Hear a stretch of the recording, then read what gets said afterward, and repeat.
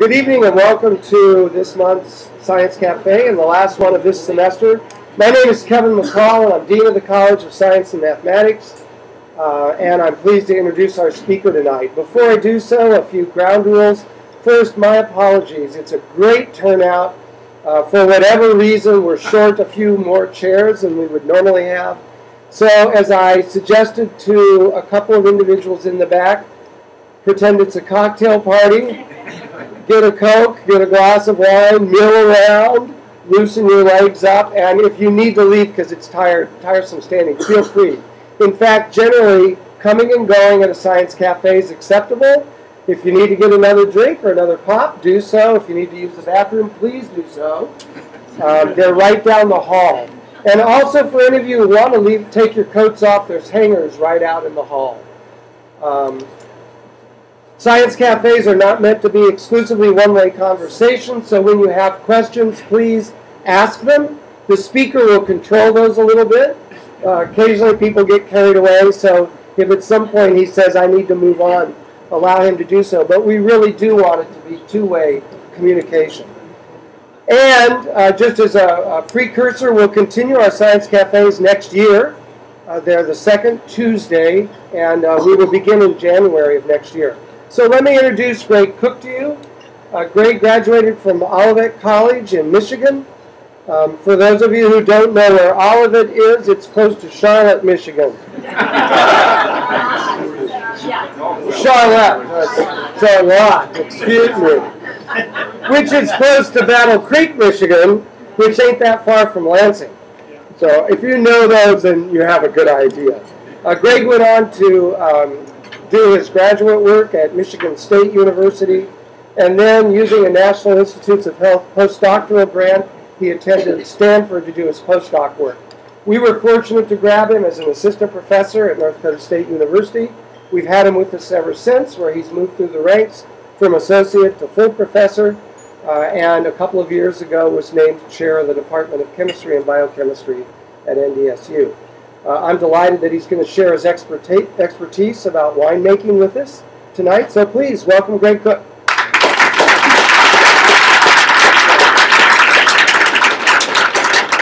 Okay, thank you. That was great. First, a couple of disclaimers. I'm not an expert.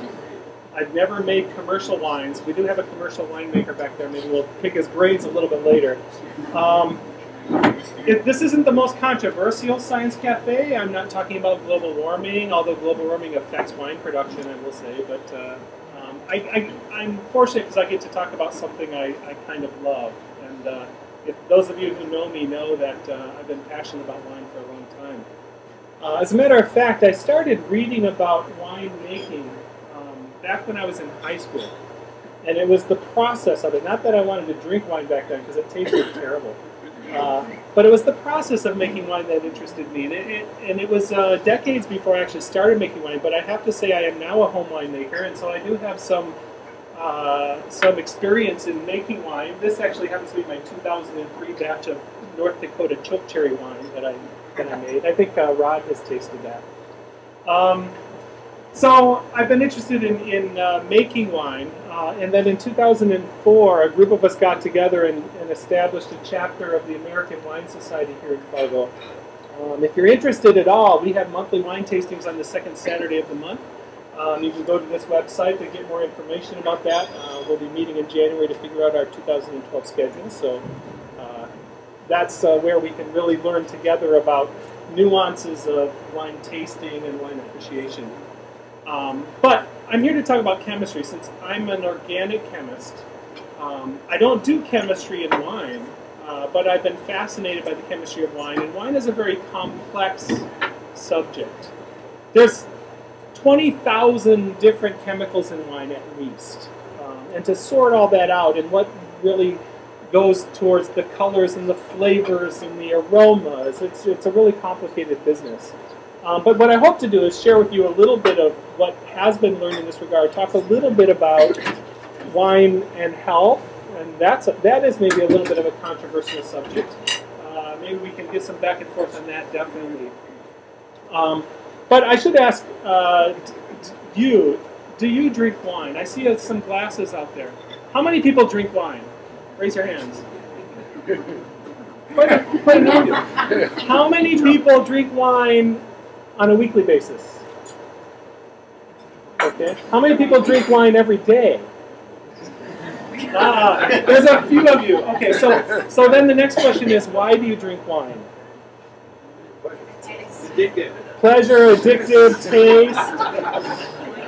So does anyone drink wine for health? I do. Yes, a couple of people. Medicinal purposes. For thousands of years, wine has been a medicinal agent, all right? For pleasure, I heard someone say. For social, sure, people drink wine for social reasons. This is maybe my reason. It's a major food group. Actually, I probably fit into this category of all the above. Wine is fascinating to me because grapes that produce wine can be grown all over the world. I think the only continent that grapes aren't grown on is Antarctica, and that won't be long. Because in North Dakota, at North Dakota State University, they're experimenting with new grape varieties that can tolerate the cold, so maybe some of those will be planted in Antarctica. Yes. But it's fascinating, and my mission in life is to taste as many different wines as possible before I die. So,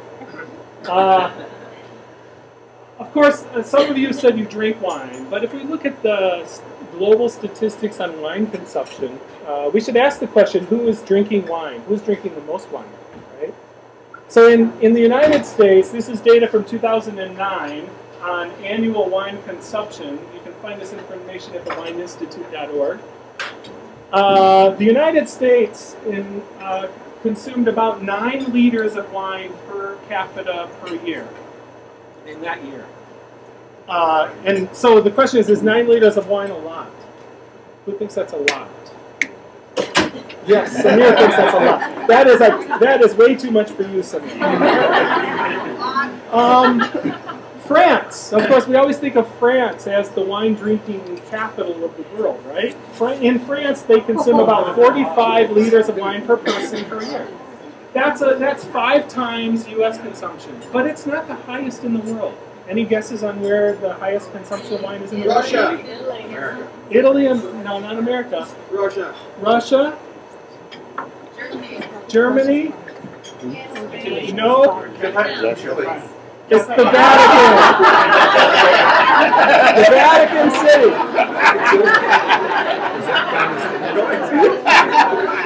Almost twice as much as France, actually. It's the highest in the world wine consumption, and I guess they have a lot of communion, so they're all happy. They can afford it.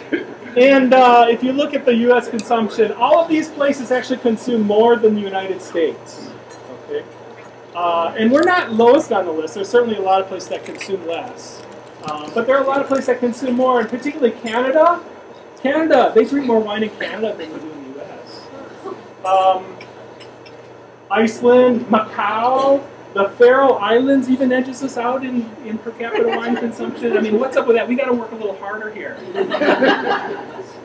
But actually, wine consumption in the U.S. has been increasing steadily over the last 15 years at least. If you look at the data on wine consumption per capita, in 1995 it was about 1.7 gallons per person. Sorry, I've switched from liters to gallons here. 1.7 gallons per person to almost 2.6 gallons per person in 2010. So wine consumption is increasing. So in the last 15 years, who started drinking more wine? Anybody drinking more wine than they did? Well, some people didn't drink wine 15 years ago. So why the increase? Why the increase? Is it because of the press? Advertising? Advertising on what? The penny well. And every year for tenure, I drink more. Yes, that's right. Tenure really brings out the wine consumption. That's true. That happened for me too. If you look at my graph, yeah. Health benefits, I think, probably have spurred a lot of people to think about wine, and we've heard a lot in the press, and we'll talk a little bit later about health benefits of wine, particularly red wine. Excuse me. I need my elixir here. So wine consumption is going up, but what is it you're drinking? And what I hope to get across to you tonight is all the factors, well, there are many factors that go into the quality of wines and what is present in wine and the health benefits of wine and the constituents which are healthful. And so I want to talk a little bit about that tonight. So the question is, what is wine? Anybody have a definition for wine? Sunshine held together with water. That's a great definition. Everybody probably didn't hear that. Sunshine held together with water. Well, there's alcohol in there too, but yes. That's a great definition. Actually, if you look at the U.S. Customs and Trade definition of wine, Rod is a winemaker, and he has a commercial winery south of Fargo here. He could tell you the legal definition, right? It's any fermented alcoholic beverage that is made from grapes, and now they've added, or other fruit, which contains not less than 0.5% of alcohol and not more than 24% alcohol. So that is the legal definition of wine. By the way, orange juice has about 0.4% alcohol naturally fermented in orange juice. So even orange juice contains traces of alcohol, but it's not up to the level of wine. And one more thing. It's not intended for industrial uses. So it's not yet. Anyway, this is the legal definition of wine. Wouldn't some ciders end up being classified as wine? Absolutely. I think they would be considered wines. Ciders are wines. Beers, well, that's the thing. Beers are not fruit. Yes. But apple cider definitely would be considered a wine under the legal definition. Mead. Mead is, well, there's a question. Maybe we can get around the federal regulations this way. Mead is made from honey. If you don't know, fermented honey is called mead, and that's not made from fruit. So that's interesting. I'll have to look into that. What about like balsamic vinegar? Balsamic vinegar. So when you have wine and it's allowed to oxidize, the alcohol converts to acetic acid. That's vinegar. So that's no longer it's the other way alcohol. around. So the alcohol is essentially gone. Okay, but how many winemakers are there present? Anybody made wine? Okay, we have some winemakers here, and I know back there. Dandelion wine. Dandelion wine, yeah, Syracuse. There's a professional winemaker right there. Now wait, did you pick all the yellow petals off of the heads, or did you have the green? So, how is wine made? Well, I can talk about this forever, but I have a lot of other stuff to talk about. But just in brief, wine is made mostly from grapes, and grapes are grown and ripened and harvested. And once you get the grapes, then they're crushed, right? Grapes contain all the juice with the sugars. And for white wines, that juice is usually pressed right away and the skins are removed. And then red wines, because most of the color is in the skins of those grapes, those are fermented. The sugars are converted to alcohol with those skins present to get all those colors in there. Then you add yeast. When you have crushed grape juice with the grapes, it's referred to by winemakers as the must. So yeast is added to that crushed grapes. It's allowed to ferment, converts sugar to alcohol. And secondary fermentation, I'll talk a little bit about that later. That could be done depending on the wine. After that fermentation, there's lots of fruit particles and solid suspended particles. You have to allow those to settle out and clear out. So the wine becomes clear, like you see in the glasses. And then, depending on the type of wine, it's aged in oak barrels, oftentimes, maybe filtered, maybe bottled. And all of these steps, and actually even before this, in the whole year before the grapes are harvested, the weather, the climate, everything affects the chemical components of grapes. And the ultimate, and all of these steps in the grape to conversion to wine affects the chemical components of wine, which affects the flavors and the colors and all the qualities that we see in the wine. And so hopefully I can give you a sense as to some of the chemistry involved in all this and how what winemakers do affects those chemical components of it. So if you just look at a grape, you take a grape at harvest time and you pick it. What you see is a grape usually has about 70-85% water, a significant amount of sugars, mostly glucose and fructose, 18 to 30%. 18 would be low for making wine, 40% might be a little high. We make a high alcohol wine. There's acids present. The two main ones are tartaric and malic acid, and I'll talk about that in a little bit. There's certainly some proteins in small amounts, but a lot of what makes up the 20,000 or so chemicals in wine are lots of different things. Polyphenolic compounds, minerals, tannins, flavonoids. You've probably heard a lot of these words before, but what are they and what do they mean? Volatile esters, and are they produced in the grape, or are they produced from the fermentation, or are they produced from the wood that it's aged in? The answer to all that is yes. Okay? Every step of the way, flavors change, the profiles of the wine changes. If you actually look at the grape in detail, there's various regions of the grape, and they contain various components of what's in the grape. So you have a grape. Most of the grape is made up of the juice, which has the sugars and the acids, and the water. Most of the water is in the central part, and that's actually colorless. So the color you see in the wine is mostly from the skins around the edge of the grape.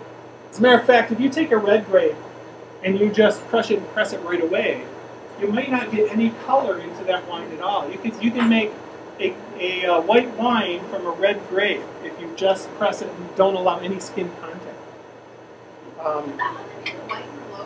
A white Merlot is usually a little pink, so you get some of the colors bleed in, but yes, that's how they make a white Merlot. That's how they make a white Zinfandel. Some of the champagnes are made from the Pinot Noir grape, so they just take the juice without any skin contact, and so they have a white color.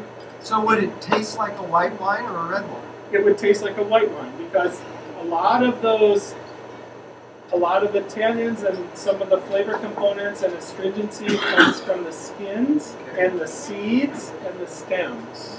Okay? So when we talk about tannins, I'll explain a little bit more about what tannins are. It's a catchword for a lot of different types of molecules. But the ones that are really astringent and bitter are mostly concentrated in the seeds and the stems. And so when winemakers harvest the grapes, usually they remove the stems, all the stems from the grape, because they don't want that making the wine too bitter. And when they crush them, the crushers they use actually are very carefully controlled so that they crush the grape without being so fine that it crushes the seeds. Because if you crush the seeds, then you release these really bitter astringent tannins that make the wine almost unpalatable. So to give you an idea about astringency of tannins, if you've ever had really strong black tea, you get that sort of mouth-puckering dryness. That's the tannins in the tea that are doing that. So, of course, the most important chemical reaction, I'm a chemist, I got to talk about chemistry. The most important chemical reaction in wine is actually a complicated series of chemical reactions conducted by the yeast. Yeast is a living microorganism. I'm not a biochemist, so you'll have to forgive me because I don't know all the details of the organism itself. There are a number of strains of yeast. Some have been selected for wine specifically because they don't die out at low alcohol levels. They ferment all the sugars out and provide different components to the wine. But their job basically is to eat the sugar, and they metabolize it, and they break it apart, and eventually what comes out from each sugar molecule is 2 molecules of ethanol, ethyl alcohol, that's what we drink, that's what we want, and carbon dioxide. So you see this big vat of grapes that have been crushed and are fermenting. All of those bubbles is carbon dioxide coming out as that wine is fermenting, as the yeast is converting the sugar to alcohol. It's the same thing that happens in beer making or any kind of alcohol fermentation. There's at least 12 different enzymes involved in this process that the yeast does to convert the sugar to alcohol. So it's not just one chemical reaction that I've summarized in a simple, well, maybe not simple, but as a single reaction. It's actually a complex, stepwise process of the sugars converting to alcohol. But the net result is there's no more sugar left, well, not all sugar, and you have alcohol.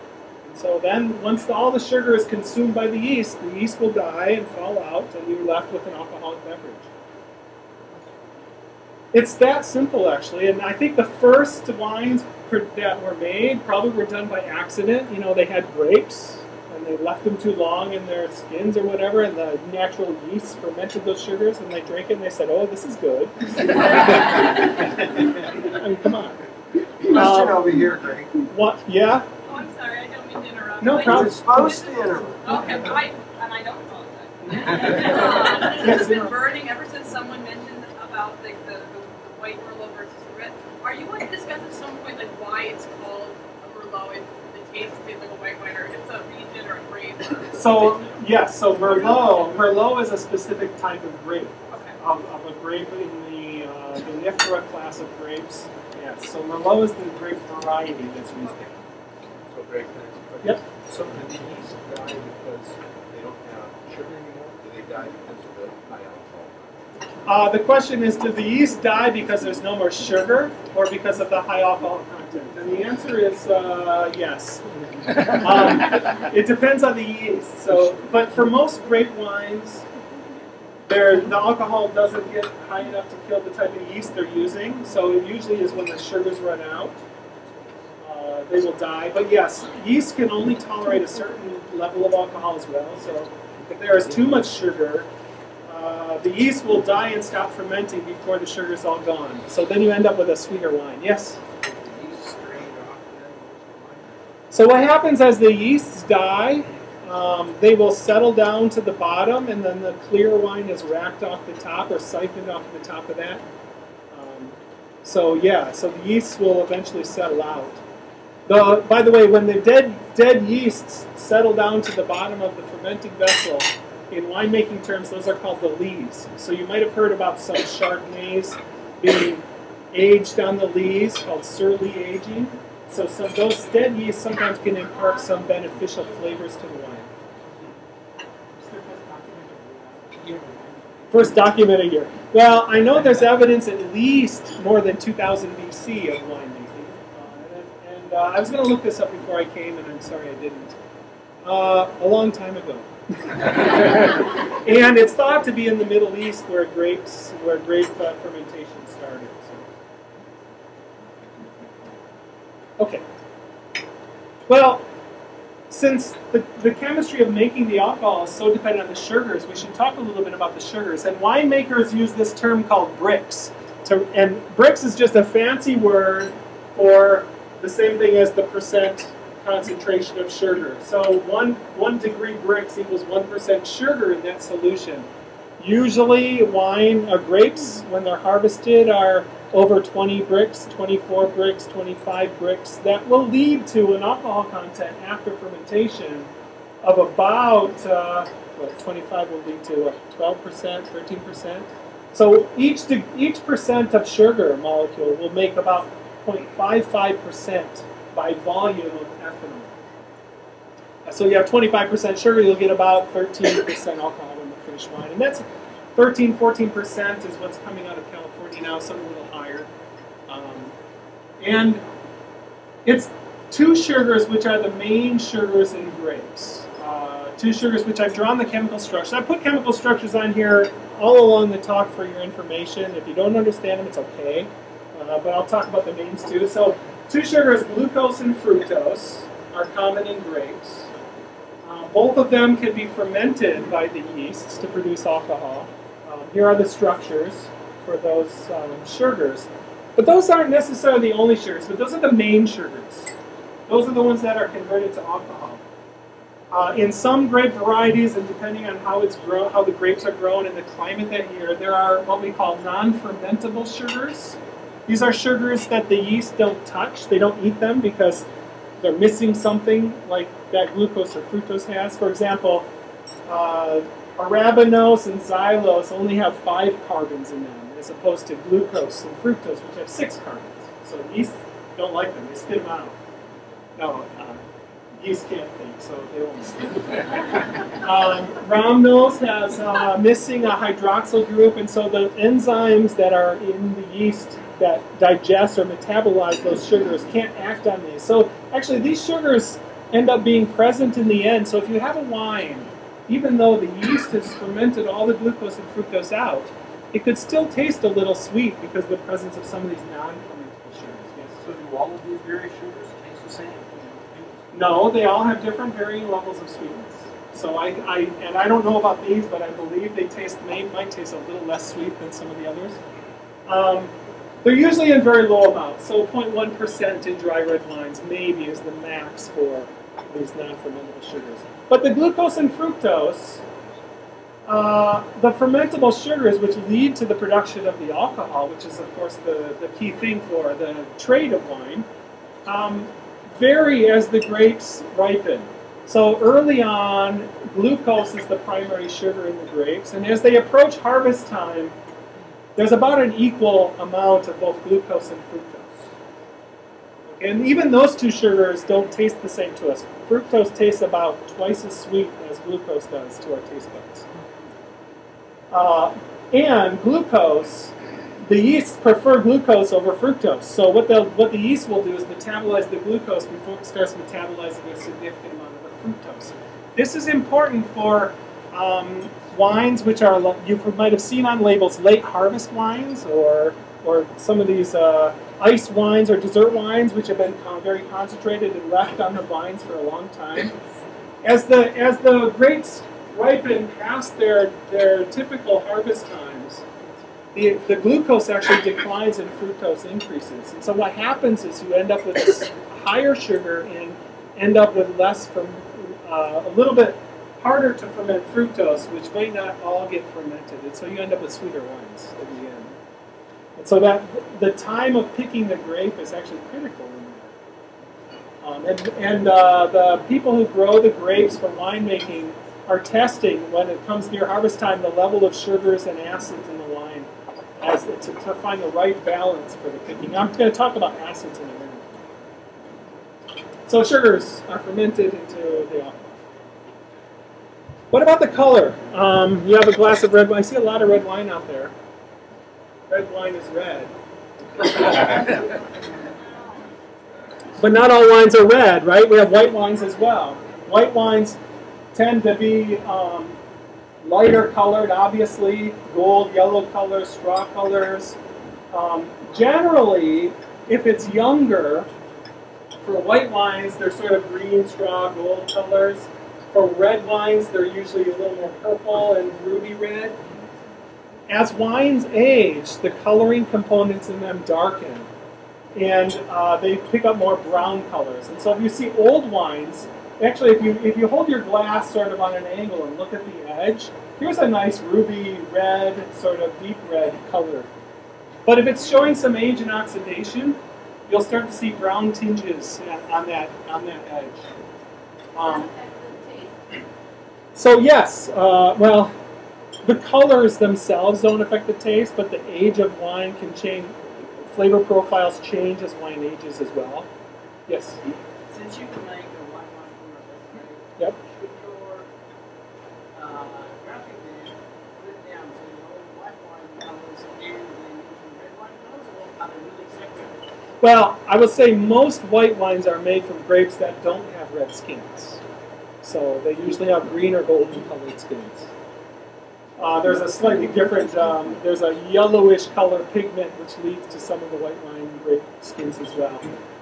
But the question is, of course, although the color of the wine can tell you a little bit about the age and the oxidation of the wine, we should talk a little bit about the chemical components of wine. But in order to understand wine color, I think I'll first talk, yes? What about aging barrels? Yeah, Does that affect the color? aging in the barrels? Yeah. Yes, it can. And I have a section in here where I'm going to talk about barrels and the type of preparation of the barrels and how it could affect colors. Oxidation can also affect colors, and when you age things in wood, you get a little bit of air breathing in too, so that definitely affects it. But there are other things that can affect color in barrels as well. Great question. If you hold on a little bit.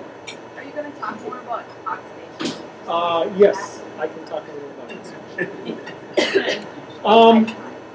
Tannins. We hear this word tannins all the time, right? I talked a little bit about tannins in teas. There's lots of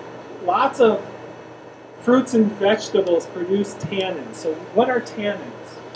Well, it's actually a catch-all phrase for a wide variety of different types of molecules. They are, in general, plant polyphenols, and they usually have astringent and bitter flavors. But the word itself actually refers to tannins that arose from wood tannins that were used to tan animal hides into leather. And that's where the word actually originated, tannin of leather. But it's actually used to refer to very large, usually polymeric or oligomeric, large molecules that contain polyphenolic compounds. And they have polyphenolic compounds basically are six-membered carbon rings that have OH groups or hydroxyl groups or alcohol groups attached to it. Not the same as ethyl alcohol, a different kind of alcohol. They tend to bind well to proteins, too. And that's actually something that's important in winemaking, they're binding to proteins. So in grapes, they're usually found in the skins, the seeds, and the stems. And as I mentioned earlier, a lot of the really bitter, what is often referred to as bad tannins, are in the skins and in the seeds and the stems. And there are different kinds. As I said, this is a large class of molecules, and often referred to as hydrolyzable or non-hydrolyzable or condensed tannins. And in wine, those are the two types that are really important. So hydrolyzable tannins are usually tannins that are associated with some kind of carbohydrate core. And so I have the structure here for you. I'll just tell you, this is a glucose molecule in the middle. It's a sugar molecule or a carbohydrate. It's bound to some aromatic polyphenolic acid. So like gallic acid or ellagic acid or ellagic acid. These are bonded by a chemical bond between a carbon and an oxygen. So if you think about this, this is what we refer to as a carboxylic acid group. And this oxygen attaches to the sugars in certain ways. And so here is an example of one kind of hydrolyzable tannin. These are called hydrolyzable because these bonds can be broken with water present in the wine. So that these are forming and coming apart all the time. There are other kinds of tannins, condensed tannins, which are not bound to sugar cores, but are simply polymers of these kinds of flavonoid type molecules. This particular structure is what we call a flavonoid or a flavanol. Catechins, you might have heard, there's a lot of words to describe various types of these molecules. Anthocyanins, I'll talk about in a second. These are referred to as proanthocyanidin tannins because what happens is they're long polymers of these. And they can break apart or reform in the wine. And this is sort of an equilibrium process.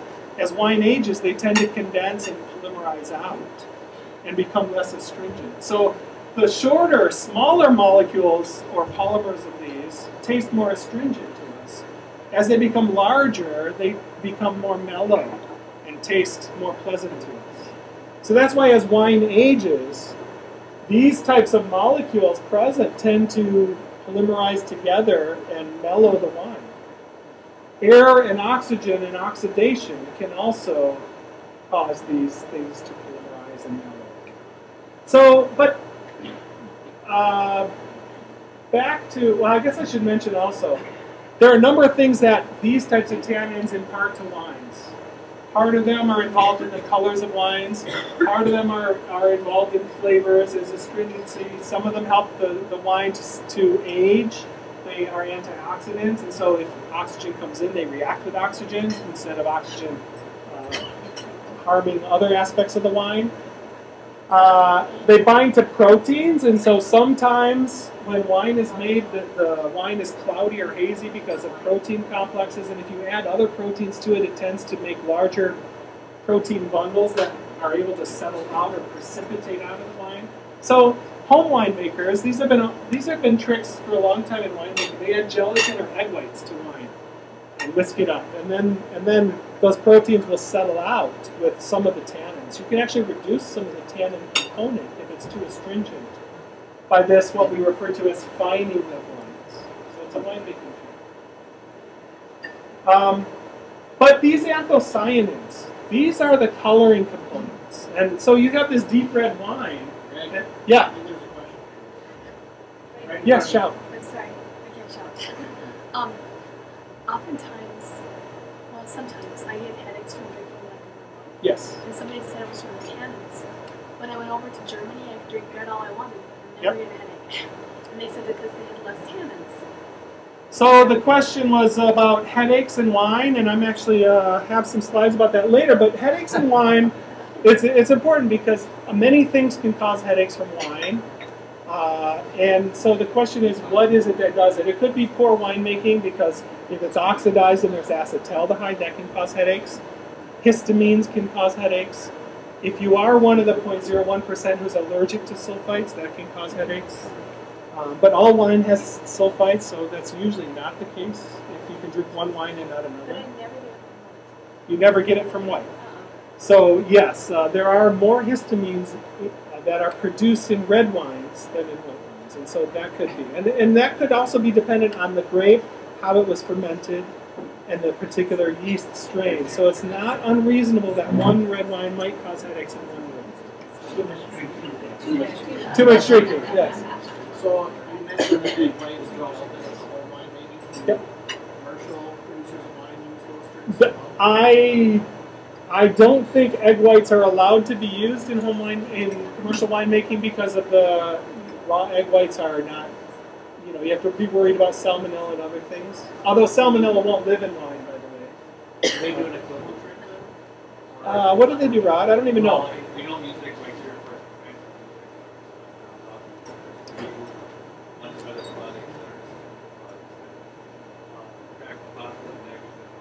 Yeah, different kinds of things, but those aren't necessarily proteins, right? Yeah. Well, they are. Yeah. You can, other things for trying to clear wines, clays, bentonite clays, and things like that. As a home winemaker, I just use time and let them all settle out on their own.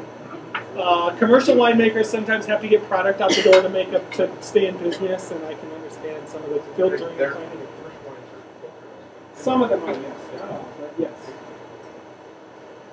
Okay, so let's talk about the colors, though. These anthocyanins, and this is sort of a general structure. So these groups I put on here as R could be hydrogen, hydroxyl, an alcohol group, or a methyl ether group, depending. There's a whole family of these, a lot of these different cyanins, anthocyanins, which are usually red or blue or purple in color. These are mostly in the skins, as I showed you from that grape picture. They're in the skins of the grapes, and so when you ferment the wine with those skins, those anthocyanins are extracted out of those skins into the juice. They are water-soluble. Do I have that on here? Yeah, water-soluble pigments. These anthocyanins aren't really flavor or odor components. They are just color components. They don't have really aromas or flavors. They provide colors, although they are antioxidants, and antioxidants are generally good for our health. And they can react with oxygen. They become brown, as I showed you with age. These colors become more brown. And I will say they depend a lot on the pH of the wine. That's the acidic content of the wine. How many acidic protons are available in the solution is a measure of the pH. So, I'm a chemist, and I have to do a chemistry demonstration, right? So the acidity of the wine affects the color. So this isn't wine. This is actually grape juice. It's it's grape cranberry juice. But many red colored fruits have the same anthocyanins. So you can see that red color, right? And it's acidic. And so what I have here is basically a solution of baking soda, sodium bicarbonate. Sure, it's not It's not phenolphthalein. Saturated sodium bicarbonate, baking soda. All right. So what do you think will happen if I add to this wine? It's gonna explode. It's not going to explode. Well, then it's not chemistry. Change colors. So grape juice is acidic, and I'm going to talk about acids in a minute. And this is a base. It'll neutralize the acid.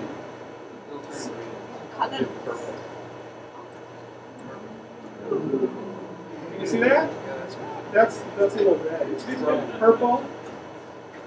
It should turn like really blue. I don't know if you can see Yeah, that. it Is it blue? Yeah, see that? It's navy blue. It's blue!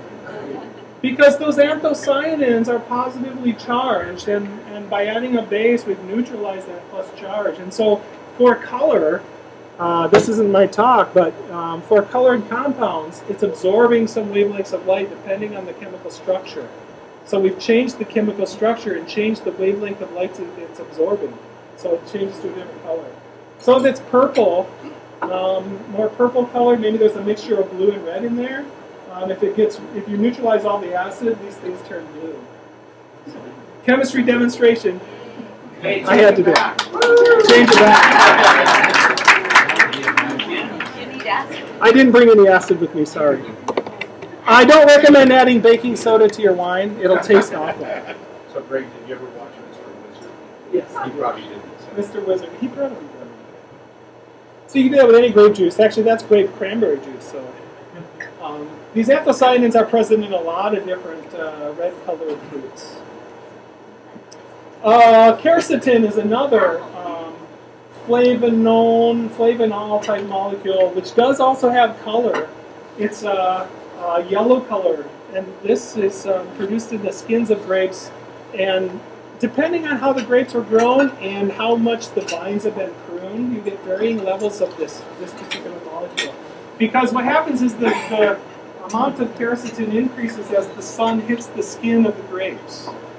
So if you trim the leaves from the grapevines and allow the sun to penetrate, you get more quercetin. I think probably one of the major coloring components of white wines is probably this. It's found in a lot of different plants: apples, tomatoes, leafy greens, onions, broccoli. And it has a lot of health benefits, potentially anti-cancer, anti-inflammatory, antiviral. There's a lot of ancillary evidence that this might have good health benefits. Although the conclusive studies haven't been done. There's more to be done here.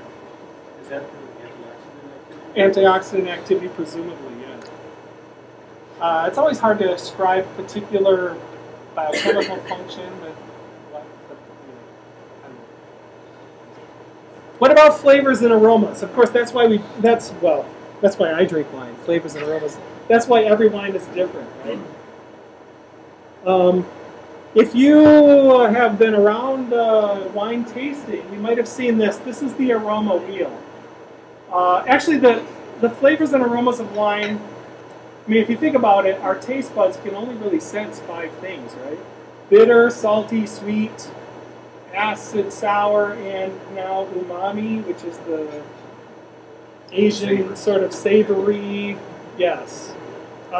So what we determine as flavors, different flavors, are really different aromas, because it's our olfactory senses that really pick up all the nuances of the difference between a strawberry and a raspberry, right?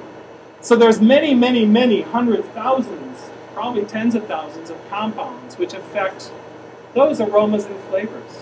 And the balance of those, as they change, really affect things. So how do you really pinpoint what it is in wine? It's really difficult. But this is an aroma wheel. So wine tasters have sort of tried to classify what they pick out when they smell or taste wine. So for example, there are sort of these classifications of fruity, herbaceous, woody, earthy, chemical flavors and aromas, pungent, spicy, floral, microbiological. And then if you expand out from this, you can get more specific. So herbaceous could be bell pepper or cut grass or eucalyptus or asparagus or anything you want to describe about wines. So I've always wondered that the major part of this wheel is bad. Ah, yes. Right? Well, is it bad? That's about. What's the question, Greg? Why the major part of the wheel is bad? But you're saying chemical is bad, and I'm a chemist, so I would disagree with that. Would you drink wine that smells like petroleum, though? Do you drink kerosene? Oak flavors. Some of this could come from barrels. I'll talk about that in a minute. Geranium flavors. Floral could be good or bad. Go back to that bacon one. Bacon. Have you ever had a bacon? Where's bacon? It's just Yeah, right now. Bacon! Bacon! Has anyone tasted bacon in red wine? No. I have. It's wonderful. It's not just for breakfast. What could be bad about bacon? Come on, it's bacon.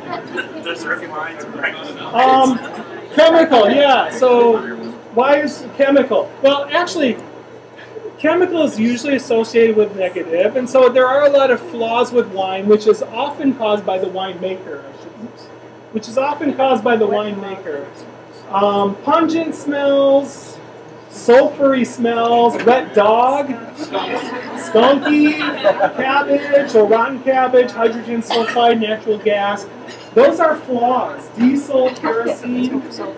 That's because the winemaker didn't know what they were doing and they did things wrong, and I'll talk about that. But, you know, not all of them are on here. Actually, one of my favorite flavors in some of the European wines I refer to as the barnyard. It's wonderful. Barnyard. Give me a little barnyard in my red wines. It's good. It's not that people haven't been looking for flavor and aromas and the constituents in wine. It's really complicated and there are many different ones. Here are just some of the things they've identified. Some of these amino acid metabolites, pyrazines, are related to some of the herbaceousness, the green peppers, the bell pepper and asparagus and vegetative things that sometimes people pick up in wine. Floral aromatics come from these monoterpenes, and you find these in Gewürztraminers and Rieslings and Muscat wines. Those are particular grape varieties. Often people think they smell like flowers, and that's some of these kinds of compounds. Vanilla and spice. Spices come from isoprenoids. So some of these chemical components have been identified. Some of the flaws in wine are from sulfur compounds. Greg, I'm avoiding the cat urine. Cat urine. Cat urine. Anybody have cats? I have cats. I don't go in the basement because the cat litter box is there. But, well, here's a question. This is a flaw in wine, but is it a favorable or is it flawed? That's, I think, up to the individual. It's like the beauty is in the eye of the beholder. The same is true here. As a matter of fact, I don't know if anyone has had this wine. There's a wine from Australia. Look at the label. Cats pee on a gooseberry bush. It's a Sauvignon Blanc. Yes. I have a question. Yeah, Australia. The question was that this was an Australian Oh, New wine. Zealand, sorry. Sorry, this is Sauvignon Blanc from New Zealand. Yeah. The cat urine. The cat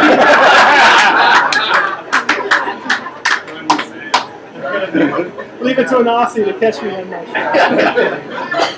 Anyway, gooseberry flavors in this wine and that sort of a little bit of aromas of cat urine can sometimes be pleasant to some people, I guess. And so they labeled their wine with that. I have a quick question about the Spiritualimer and the Riesling. They taste almost carbonated. Is that?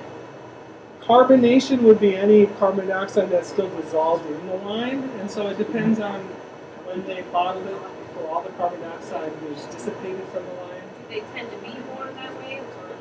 Or? Usually not. Usually not. They're not supposed to be.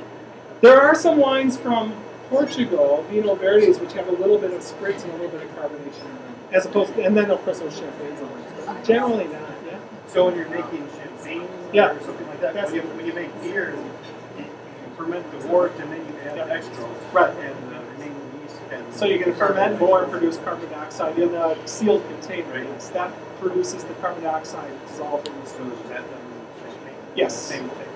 Absolutely. But you might mention that dextrose and glucose are the same thing. Dextrose and glucose are, yes. Same thing. Wait. Yes. They have a little spritzy, yeah. And so wines produce carbon dioxide, and not all of it might evaporate out of the wine before it's bottled. And in that case, you tend to get a little bit of spritziness in it. That can happen. Esters, volatile esters, actually lead to a lot of the aromas of wines. And these are usually, although some are produced in the grapes as they're being ripening, a lot of these are produced during fermentation. And this is where how you ferment can affect the flavors and qualities of wine. So the type of yeast you use produces different kinds of alcohols and acids that combine together. That's what we refer to as an ester. You take a carboxylic acid and an alcohol and bind them together. And depending on what this group is and this group is, you get different profiles. Temperature and yeast are the main contributors to these, although how the grapes were grown and the climate that year can affect that as well. And this reaction, actually, the formation of volatile esters, is a reversible reaction. If it's still in the solution of the wine, they can break apart. And so over time, as something is aging in the barrel and then aging in the bottle, this is why wine actually changes over time. One of the reasons. There are many reasons, but this is one of them. Yeah. So we hear about 100-year-old bourbon or something being worth thousands of dollars and very good. Don't drink them. Yeah. But I guess I've understood that some of the modern wines you really want to consume within 3 to 5 years. Yeah. Before they go bad. The question is about the age of wine. In modern wines, should you consume them early or let them age? I think it's something like 98% of wines are produced to be drunk with when you buy it now. Yes, most of the wines that are produced are meant to be drunk without a whole lot of aging. It's really only the smaller percent of wines, the collector's wines, the things that really need to be aged for 10 years or more. Everything else, within 5 years, I would say drink. White wines should be drunk even earlier because they have less of the tannins from the skins to allow it to protect it over time. Can it go through stages where, say, if you have a Yes. Cabernet, at 1 year it tastes good, 3 years kind of bad, but maybe if you go Yeah. 6 years it turns into something else. So the question is, Well, I've heard they get kind of Urine. We say urine. does the wine go through stages? And the answer is absolutely yes. The wine has different flavor profiles throughout its lifetime in the bottle, and it changes. And this is one of the things. There are many ways why wine changes. But I would encourage everyone who's interested in experimenting over 10 years, buy a case of wine, 12 bottles, and taste just one every year and compare the changes. I know it's a long experiment to do, but it's an interesting one because wine does change, and a lot of the guesswork is in finding the right time to drink the wine, right? Because you don't know until you taste it.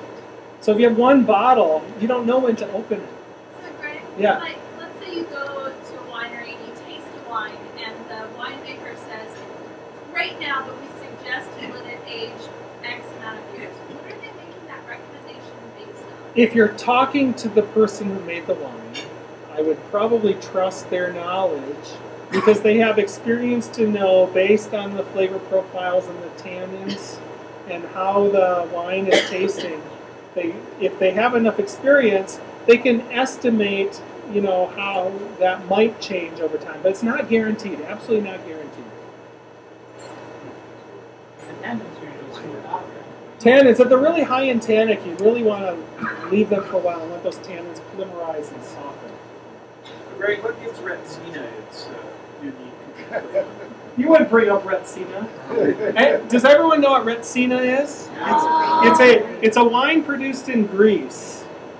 And from my recollection, it came about because the Romans were invading and they wanted to destroy the wine, and so they threw in pine tar to try to ruin the wine, and they liked it. So Retsina is a Greek white wine, I believe, which has pine tar added to it, so it tastes really piney. And it's terrible, so don't drink it. It's an acquired taste. No, it's not. What about storage then? Some people have these fancy little refrigerators and make these. Can you just put it in your basement? So storage of wine. Yes, the most important thing for wine quality is to maintain a constant temperature, so the temperature doesn't go up and down wildly. You want even a temperature. Now, ideally, you want it cool, so chemical reactions are slower. But even if it's 70 degrees, but it's constant throughout the year, that's fine. And keep it in the dark, because light can damage wine. And corks. So corks can dry out. So if your wine has a cork, it's ideal to keep it on its side. Yes. plastic bottle is not necessary? It's not necessary with screw caps. As a matter of fact, that's the best closure. I'll talk about that in a minute too. Greg, Yes. the answer to an earlier question is 7,000 years ago in Iran. Ah, thank you. Iran. I knew it was somewhere in the Yeah, Middle it East. was So the answer to when wine was first thought to have been produced 7,000 years ago in Iran. What is modern day Iran? You looked that up, did you? smartphones. Excellent. Okay, not all esters are good and not all esters are bad, but you get a mix. So for example, the most common acid after fermentation, if especially the wine is oxidized, is acetic acid, vinegar. And if that combines with the ethyl alcohol that's produced, you get ethyl acetate. That's nail polish remover. Do you want to drink nail polish remover? You might have tasted that or smelled that in wines. It smells a little bit like nail polish remover. That's ethyl acetate. It's not necessarily harmful in the tiny quantities here, but you can definitely smell it. But things like isoamyl acetate, it's a different alcohol group. This smells like bananas. Roses. This one smells like roses. The succinate, succinic acid ethyl ester from the ethanol, is a lot of the fruity aromas, so that's helpful for the wine. Younger wines tend to have more of this, and they're more fruity. As they age, these hydrolyze and break apart, so you lose some of those fruitiness from it. Some of them taste like petroleum. Someone mentioned petroleum earlier. Yes, butyl alcohols being produced with making different esters produce these sort of fusel oils that smell like petroleum and kerosene, and that's not very good. A lot of these are produced by different bacteria, by the way. So, acid in wine, I showed you, right, the colors. Oh, turn back. It's still dark. Wine is an acidic media. There's a lot of acid in wine. So, if you think about wine versus other things, okay, we can talk about the pH or the concentration of H plus ions in solution, or the amount of acid strength there is in solution, the pH. So does anybody know what the pH of wine is typically? So water is 7, water is neutral. 5. 14 is basic, and that's alkaline. Good guess though. Actually, wine is about 3, actually it could be a little bit lower, but between 3 and 3.5 pH. How does that compare with other things though, right? So lemon juice is about 10 times more acidic. So about 2 is lemon juice. So pure lemon juice. Vinegar is getting actually, it's a little bit less than wine. 5 times more acidic than wine, I would say. Coca-Cola, look at Coca-Cola. Who drinks Coke? 3, it's even a little more acidic than most wines, Coca-Cola, because it has phosphoric acid in it. I'd rather have grape acids than phosphoric acid. Tomato juice is about 4, coffee is about 5.5, milk is about 7, 6.8. There's a little bit of lactic acid in milk, and water, of course, is neutral. So wine fits right around here somewhere between vinegar and, well, maybe a little bit ahead of Coke. Between Coke and tomato juice. But the acids are very important in wine because they affect how we taste the wine. They affect how that balances with any sugars there in our flavor profiles. Without acid, wine will taste flat or dull. There won't be that sharpness or brightness to the wine. And you might have had a wine which might be a little bit lower in acid, which just tastes dull to you. That's probably because there wasn't enough acid there. And if you're pairing wine with food, whole other topic, we can talk about it after maybe, having more acid in the wine helps cut through greasy foods. So actually, white wines tend to be a little bit higher in acid often, and they pair well with cheeses and things like that, fattier cheeses. But the acid is also very important for the yeast. If it's not acidic enough, the yeasts aren't very happy and they'll die. So you need to have an acidic environment for the yeast. The acid levels of wine actually inhibit harmful bacteria. So actually, when wine is fermented, you have the right alcohol level and the right acid level, that harmful bacteria can't really live in it. So you don't need to worry about it. So the nice thing is you don't have to be too sanitary with wine because it's self-preservative. And as I showed you, it affects the color, right, of those anthocyanins. So acids, the main acids in wine are tartaric and malic acid. Here's the structure. It's a 4-carbon acid. Actually, there are 2 carboxylic acid groups on tartaric and malic acid. I don't know if you've ever seen this. If you look at the inside of a barrel, you see this solid coating the inside of the barrel, or sometimes you might open up a wine and see this on the cork. Actually, last month I opened up a wine. Can you see those sparkles on this cork?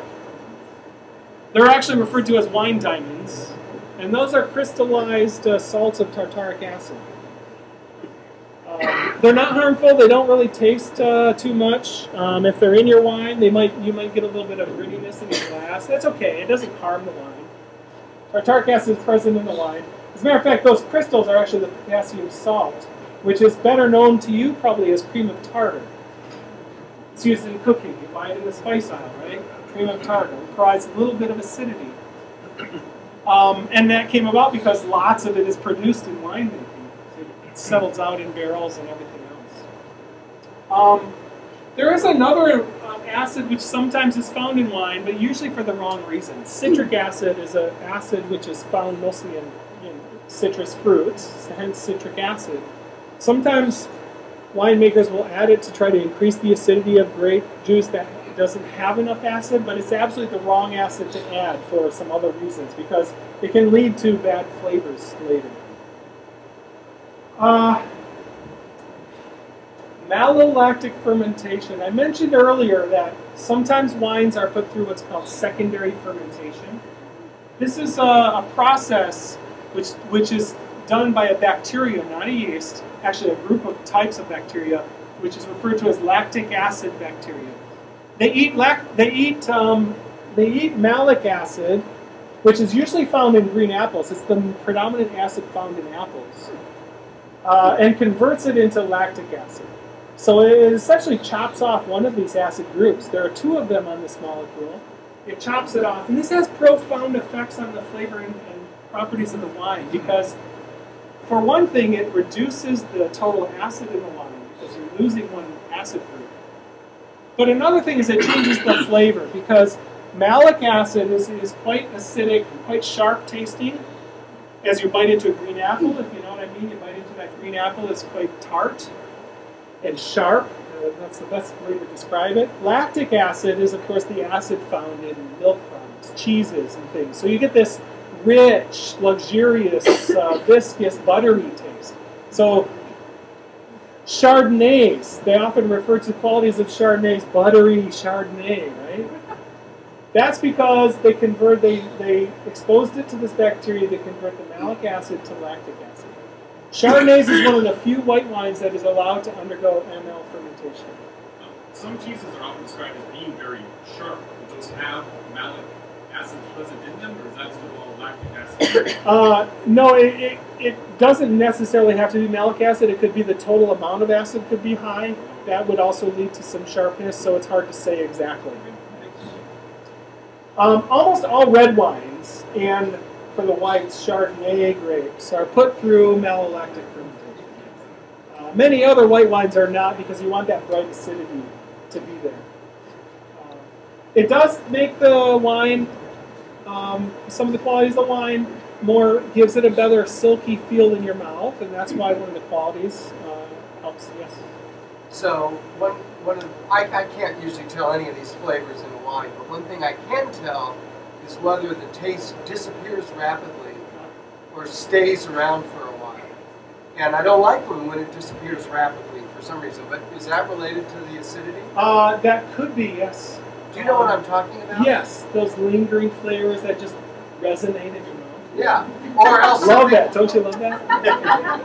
So about flavors disappearing quickly or staying around for a long time, is this part of it? And I would say yes. And that's I liken this to sort of some of that silky feeling in the mouth when the wine feels more viscous.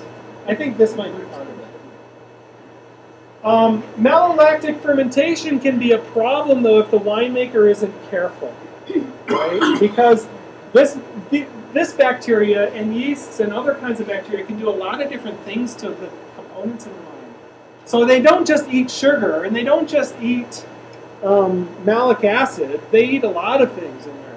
One of the things that can happen during malolactic fermentation is the formation of diacetyl.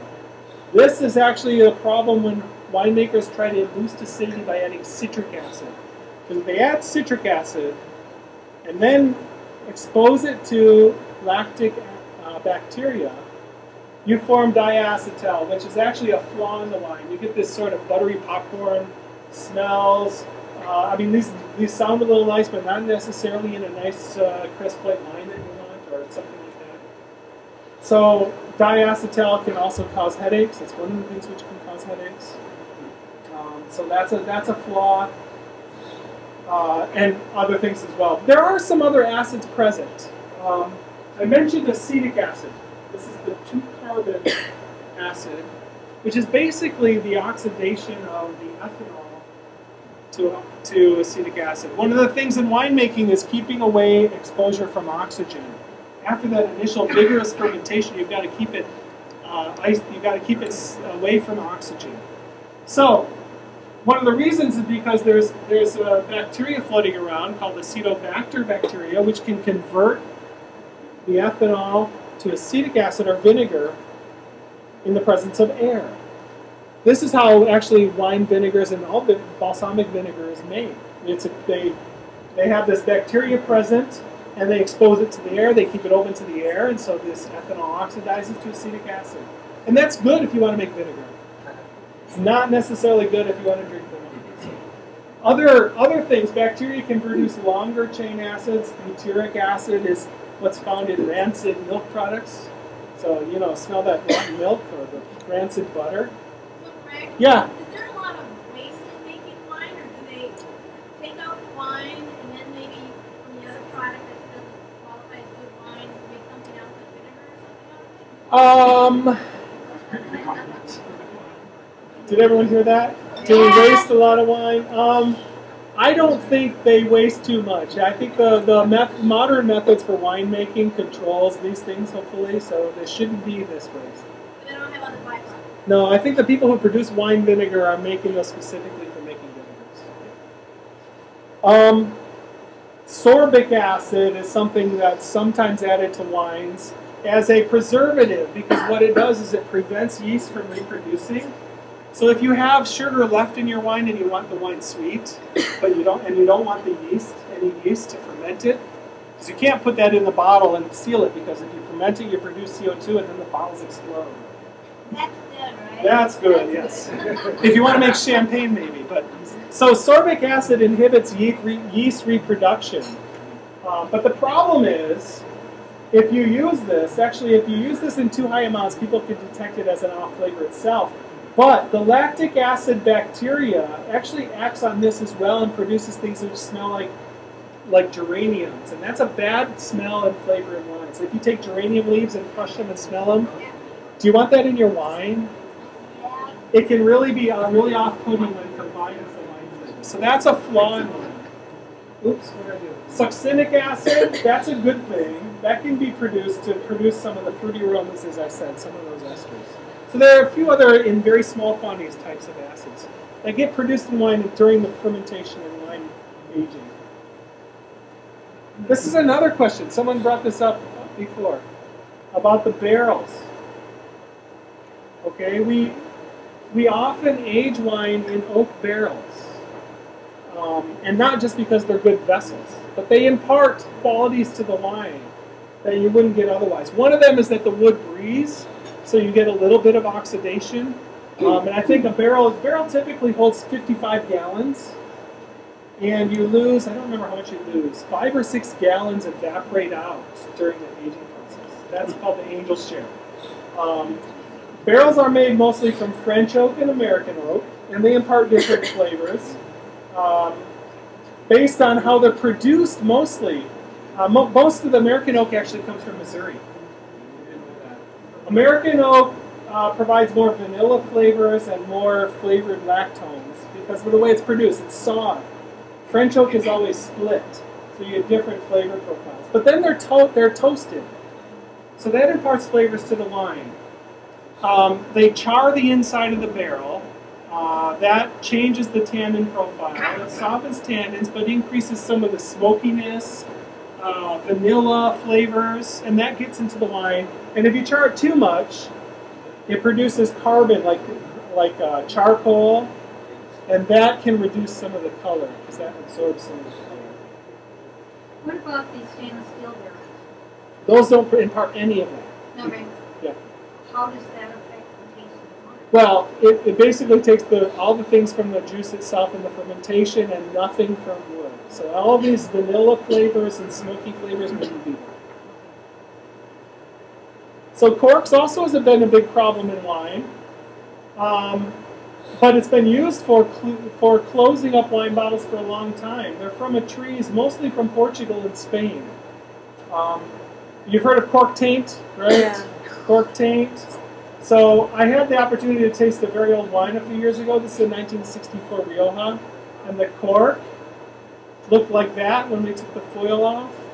It was 45 years old, I think, and had never been changed. By the way, if people are really keeping wines forever, the corks need to be changed every 10 years. They don't last forever. That's it after it comes out of the bottle, and since that was in there for 40 plus years, the wine was really oxidized because corks can breathe. So How did the wine taste? it tasted like really oxidized sherry. It wasn't good. It wasn't worth drinking. It was way past its time. No cat piss. But that's the main culprit in cork taint. It's thought that 1 to 7% of wines, although this is getting better, suffer from cork taint because of this molecule and related molecules, trichloroanisole. This is produced because of industrial pollution and fungal metabolites. So it's thought that the cork itself absorb these chlorinated phenols because they're used for wood preservatives and they're in the environment. And then the fungus methylates it to produce this, which is detectable by you as a bad odor down to 1 part per trillion. So you only need a tiny bit to taint the wine. The bleaching, of course, can also produce this. And so that's been a bad rap for corks. And so people have looked at other types of ways to close the wines and protect it. And it actually turns out Hogue Cellars in Washington State did a 3-year study on different closures and found that screw caps were actually the best. So screw cap wines are not cheap Boone's Farm wines. If I had a good quality wine, I'd put it in a screw cap to keep it for a long time. Bad wines are sulfur. I talked about sulfur flavors. This is usually caused by the winemaker leaving the wine to ferment with too much of the dead yeasts and not providing enough nutrients for those yeasts to live and metabolize the sugars properly. So those are winemaker flaws when you smell those sulfur and rotten egg smells. And I talked about all these: ethyl acetate, geranium, diacetyl, fusel oils. A lot of these caused by bacteria if they don't use sulfur dioxide properly. I could go forever, but I know time is getting late, so I don't know how much more you want to talk. Greg is going to hang out for a while because he hasn't finished his wine. He was busy enough and working hard enough, he hasn't drunk at all. So if you have additional questions, please come and ask him. Some of you have heard me say this before, but I love it when our scientists get out of their comfort zone in the classroom and get out to this sort of audience. And I think Greg handled himself magnificently. Let's give him a round of applause.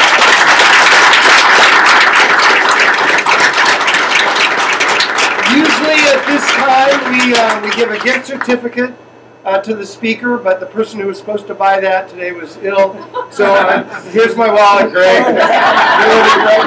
It's empty. A reminder that next January, or this coming January, second Tuesday, we'll be back down here. The topics are online. If you didn't hear him, Greg was on NPR yesterday. Listen to NPR. You'll hear our speakers on there. Stay, have another drink, have a pop, have some food or whatever, and come ask Greg more questions. Thanks, everyone, for coming. Can I make a change? It's not second Tuesday.